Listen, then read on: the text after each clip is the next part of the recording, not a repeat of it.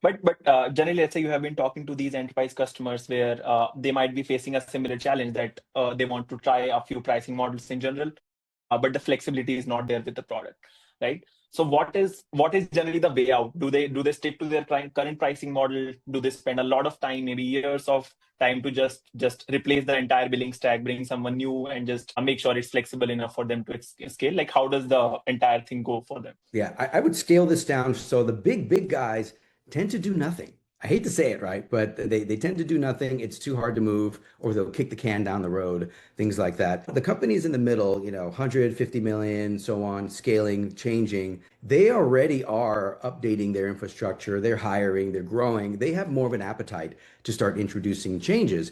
And so what they'll do is if their infrastructure is in the way, then they'll find small incremental steps forward. So these are things like instead of just a pure user seat, they'll say, okay, here's a seat, and then they'll introduce a few limits around fences, around what we call scalers, which is adding a limit to something that a small percentage of the population exceeds. Also, they can start getting a little more sophisticated with the packages, like introducing what I call add-on steps. So these are add-ons that happen right in between the plans. And then lastly, if they're, really have an appetite, they could also introduce things like I mentioned Figma a few minutes ago.